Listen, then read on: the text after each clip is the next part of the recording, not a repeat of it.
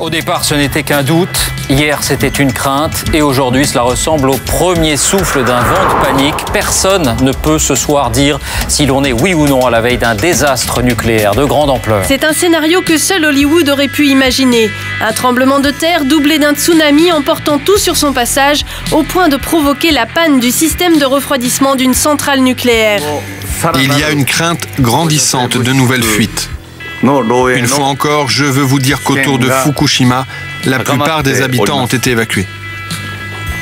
Nous invitons tout le monde à s'éloigner de cette zone.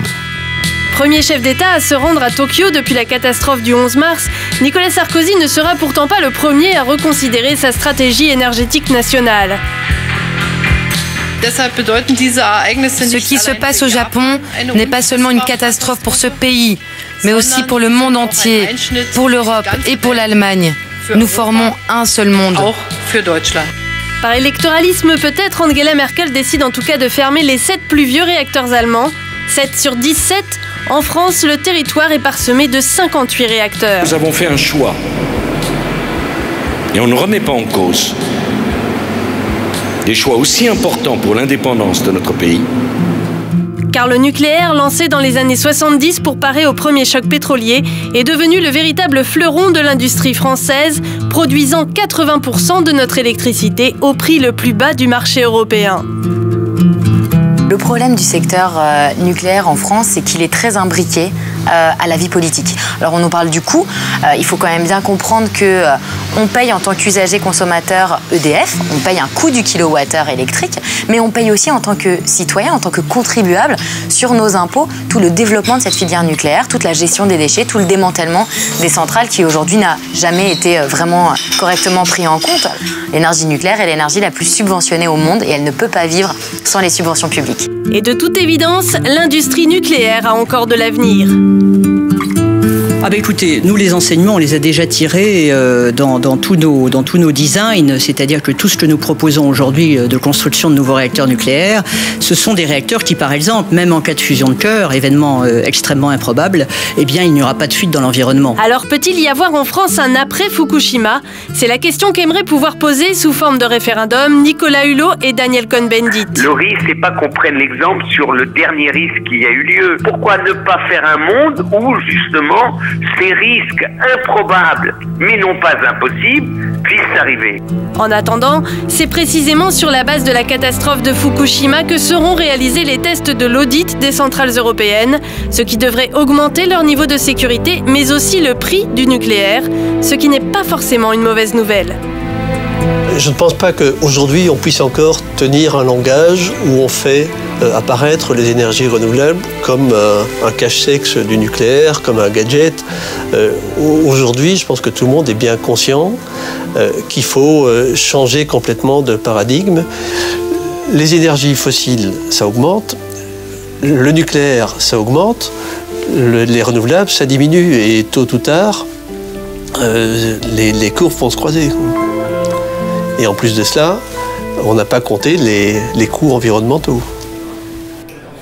Francis Sorin, Yannick Jadot, bonsoir. Nous venons voir un reportage de Céline Joly à propos de la polémique suscitée par l'accident nucléaire en cours au Japon à la centrale de Fukushima. Un accident qui a fait ressortir et ressurgir le spectre de Tchernobyl et qui nous a conduit à nous poser la question: la France doit-elle se passer du nucléaire? J'ai souhaité en parler avec vous parce que vous êtes des spécialistes. Vous, Francis Sorin, vous êtes directeur du pôle information de la Société française d'énergie nucléaire et vous êtes rédacteur en chef de la revue Générale nucléaire. Et vous avez écrit « Le nucléaire et la planète, 10 clés pour comprendre » et c'est chez Granger. Donc je vous pose la question pour avoir votre opinion. La France doit-elle se passer du nucléaire? Je ne pense pas. En France, on n'a pas de charbon, on n'a pas de pétrole, on n'a pas de gaz. Et c'est pour pallier cette précarité énergétique que dans les années 1970, le gouvernement de Pierre Messmer a pris la décision de doter la France de centrales nucléaires qui produisent aujourd'hui à peu près 80% de notre électricité On va en rester là pour... en tout cas, on a compris votre position. Vous, Yannick Jadot, vous êtes député européen Europe Écologie depuis juin 2009 et ancien directeur de campagne de Greenpeace France entre 2002 et 2008, un des principaux négociateurs du Grenelle de l'environnement. Alors, je vous pose la même question. La France doit-elle se passer du nucléaire ? Je crois que ce qu'a démontré Fukushima après d'autres accidents, c'est que le risque nucléaire est un risque global. On voit bien, tout le monde est menacé. C'est un risque qui s'inscrit dans le temps et c'est un risque profondément inacceptable. Et ce que démontre aujourd'hui la réalité sur les marchés de l'énergie, sur le potentiel technologique, c'est qu'en plus, c'est devenu un risque inutile. On peut s'en passer à travers des économies d'énergie, à travers les énergies renouvelables qui sont là infinies, je dirais, quasiment. On peut se passer du nucléaire et on peut se passer en même temps, évidemment, du charbon. Si on jette un regard en arrière sur les 35 ans écoulés, je pense qu'on peut honnêtement dire que le nucléaire a apporté au pays plusieurs avantages déterminants. D'abord, l'avantage dans le domaine de notre indépendance énergétique. On ne dépend pas des marchés internationaux du pétrole, du gaz, avec tous leurs aléas, tous les problèmes. Il faut acheter de l'uranium quand même. Oui, mais on est à la tête d'importantes réserves d'uranium. Donc on a notre électricité produite par nos propres moyens. Ça me paraît important. Ce qui me paraît important aussi, c'est que ça nous a permis, au cours de ces 35 ans, d'avoir une électricité à des prix raisonnables. On est 30% en moins cher sur le plan de notre électricité que la moyenne européenne. Enfin, il faut bien voir que le nucléaire n'émet pas de gaz carbonique, de CO2, qui est le principal gaz responsable de l'effet de serre. C'est un atout écologique important et on peut se féliciter d'avoir un parc électrique avec le nucléaire et l'hydraulique qui n'émet pratiquement pas de CO2 et qui permet de lutter contre le réchauffement climatique. Voyons si Yannick Jadot est aussi satisfait de la situation. Et non, parce que ce qui est intéressant avec le nucléaire, c'est que autour du nucléaire, il y a plein de mythes. Vous avez parlé de la question de l'indépendance énergétique. 0% de notre uranium qu'on utilise dans nos centrales nucléaires vient de France. Aujourd'hui, 0%. On l'importe. On est propriétaire d'uranium. On l'importe du Niger, on l'importe du Canada, de l'Australie.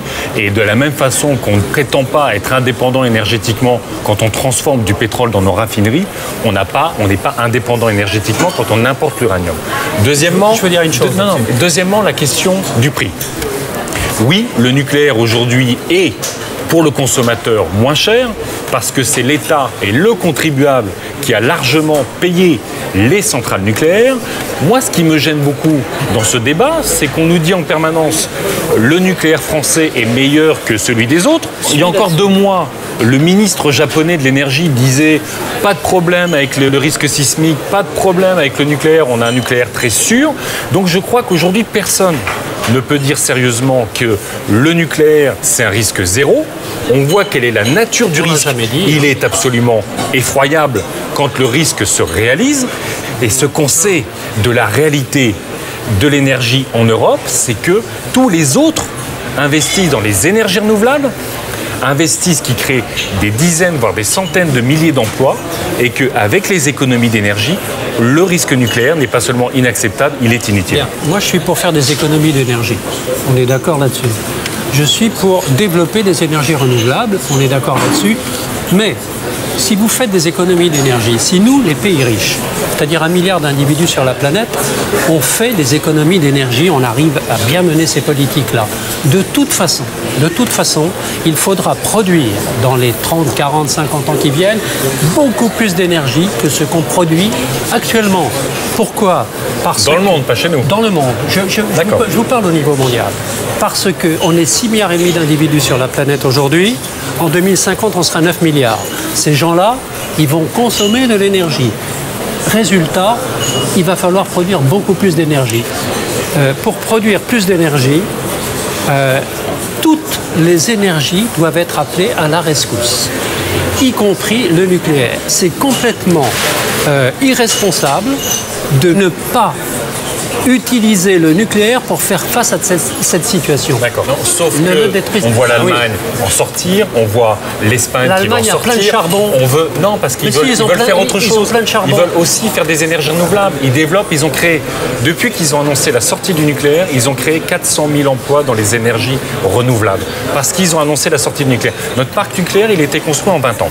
Donc quand on demande la sortie du nucléaire en 25 ans, vous voyez que c'est très dans la logique du temps industriel. Nous considérons aujourd'hui qu'il y a 2 centrales nucléaires qu'il faut fermer, c'est Fessenheim et Bugey, parce que les incidents s'y multiplient, parce qu'elles ont été construites avant 1980 et qu'elles sont sur un risque sismique. Et au bout d'un moment, pourquoi vous ne vous référez pas à l'expérience? Est-ce qu'on a eu des accidents en France? En 1999, par exemple, quand il y a eu la fameuse tempête, il y a eu la centrale du Blayais, dont un certain nombre de moteurs de refroidissement ont été noyés, et on a été à quelques minutes d'un accident nucléaire majeur. Ce qu'a dit l'Institut de radiologie qui surveille un peu les effets du nucléaire et les dangers du nucléaire, c'est que 34 de nos réacteurs avaient potentiellement un problème de refroidissement. Mais non, donc mais c'est le risque quoi là. Ça c'est la techniquement vous dites n'importe quoi. Nous exploitons, nous avons construit des centrales et nous les exploitons depuis 35 ans. Il faut faire le bilan de cette expérience d'exploitation de 35 ans. Quand on fait le bilan, on s'aperçoit que nos centrales ont dans l'ensemble très bien fonctionné. Évidemment, il y a des incidents. Évidemment, il peut y avoir une fuite, il peut y avoir... il y a des kilomètres et des kilomètres de câbles, de robinets, de vannes, etc. Vous voulez dire que c'est pas grave? Non, ce n'est pas des incidents significatifs. Nos centrales nucléaires, depuis qu'elles fonctionnent, ont fait 0 victime. 0 victime. Contrairement aux autres énergies, le charbon, le gaz, le pétrole, qui en ont fait des milliers. Et je terminerai en vous disant que l'Académie de médecine, en 2003, notre Académie de médecine, a été chargée d'un rapport sur les risques des différentes énergies. Quelles sont les énergies les plus dangereuses, les moins dangereuses? Le nucléaire a été classé par l'Académie de médecine comme l'énergie. C'était la même académie qui disait qu'il n'y avait pas de danger avec l'amiante. C'était la même académie qui disait qu'il n'y avait pas de problème avec l'amiante. Ne dénigrez pas les travaux de l'Académie de médecine. Moi, je suis désolé. Depuis le Mediator, on a des problèmes pour toutes ces académies. Messieurs, je voudrais vous poser une question. Qu'est-ce que c'est qu'un risque de niveau 2? Qu'est-ce que c'est qu'un risque majeur? Et qu'est-ce que c'est que ce risque, une centrale qui est hors de contrôle? L'accident majeur, l'accident nucléaire majeur. On a eu un exemple quand le réacteur, comme à Fukushima, n'est plus refroidi ou est mal refroidi. On a eu cet exemple de cet accident à 3 Mile Island en 1979 aux États-Unis. Jamais en France. Moi, je suis d'accord quand vous dites que les tremblements de terre, ça peut être dangereux, etc. Mais à 3 Mile Island, c'est une erreur humaine et technique. Absolument. Donc c'est possible. Une erreur humaine est possible, mais il faut voir les conséquences. Quelles sont les conséquences? L'accident majeur dans une usine chimique, c'est Bhopal, c'est 5000 morts instantanés.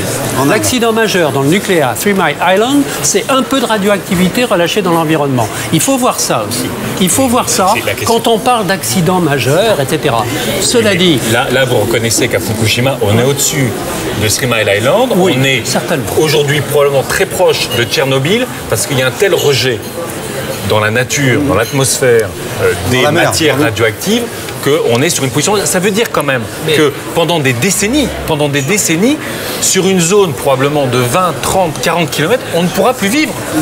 Au-delà du fait que vous avez de la radiotoxicité vous ne savez pas quelle est la contamination dans l'environnement. Gardez-vous d'affirmations péremptoires comme celle-là.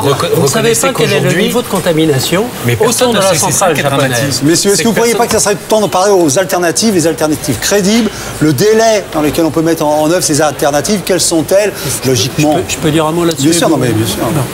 Pour moi, le triptyque efficace, c'est économisons l'énergie. D'accord. Économie de l'énergie. On est d'accord, je pense. Énergie renouvelable, oui. Essayons de les développer du mieux possible. Et nucléaire aussi, parce que il faut bien mesurer que dans tous les scénarios énergétiques qui sont élaborés, et notamment par l'Agence internationale de l'énergie, c'est dans les cas, dans les hypothèses où le nucléaire est le plus fortement développé que le réchauffement climatique est le mieux maîtrisé. Ça devrait vous interpeller, vous, Monsieur Jadot, écologiste. Moi, je suis pour lutter contre les changements climatiques, tout en évitant le risque nucléaire. Et ce que nous, on fait, comme vous, des scénarios énergétiques, ce que disent ces scénarios, c'est qu'à l'horizon 2050, on peut être passé sur du 100% renouvelable. Ça va être beaucoup d'éolien sur un scénario européen, c'est-à-dire qu'on aura de l'éolien sur nos territoires, on aura de l'éolien notamment offshore, donc en mer, notamment dans la mer du Nord. On aura du solaire thermique qui permet de vous chauffer ou de chauffer l'eau. On aura du photovoltaïque. À partir de 2020, cette énergie sera compétitive. On a de l'hydraulique. On est bien pourvu en France en hydraulique. On a de la biomasse. On a des énergies marines. La France est le deuxième pays en potentiel d'énergie renouvelable. Et surtout, je vais vous poser une question parce qu'on a quand même le sentiment que toutes ces décisions sont politiques, qu'elles sont nationales. On voit bien par exemple que l'Allemagne prend des décisions sous la pression d'élections. Oui, tout à fait. Donc qu'il est difficile d'avoir une coordination internationale dans ce domaine, que la France va prendre des décisions liées à la situation française et à la politique française. Je crois qu'il y a aussi de la coopération internationale. Bien sûr. Et là, au niveau européen, il est sûr que l'accident de Fukushima a changé le rapport de force. Va entraîner au niveau européen des décisions qui vont consister à inspecter nos centrales nucléaires au niveau de l'Union européenne. Non, mais le seul problème, c'est que les tests qui sont proposés sont définis avec l'industrie du nucléaire. Bah c'est normal. Non, ce qui n'est pas normal, c'est qu'il n'y a personne d'indépendant. Le nucléaire est quasiment le seul secteur avec un tel potentiel incroyable d'impact sur l'environnement et sur la santé où tout ce qui est la mesure des risques sanitaires, la mesure des risques environnementaux est rattaché à l'énergie. Mais non, c'est l'Académie de médecine qui évalue les risques. Donc vous êtes en tout cas d'accord pour un audit. Après, il y a les modalités qui semblent... À partir du moment où on va de toute façon vivre encore au moins 20 ans avec du nucléaire dans ce pays, il faut minimiser le risque. Ouais. Donc il faut renforcer la sécurité, il faut renforcer la sûreté. Je suis d'accord. Mais dans une logique d'élimination du risque. Vous savez, vous avez parlé, et ça va se faire, les tests des centrales nucléaires. Okay. L'état de nos parcs nucléaires, d'après l'autorité de sûreté nucléaire, est tout à fait satisfaisant. Ça ne veut pas dire qu'on doit s'en contenter. Il faut continuer de travailler là-dessus. Là, je suis d'accord avec vous. Continuer de travailler là-dessus sur le plan français et continuer de travailler là-dessus au plan international. Francis Sorin, je crois qu'on va en rester là. On peut se dire qu'on n'est pas très loin de 2012 et que certainement ce sujet sera d'actualité pendant la campagne électorale et avant les élections. Je rappelle votre livre, Francis Sorin, Le nucléaire et la planète, 10 clés pour comprendre. C'est chez Granger. Messieurs, je vous remercie. Merci beaucoup.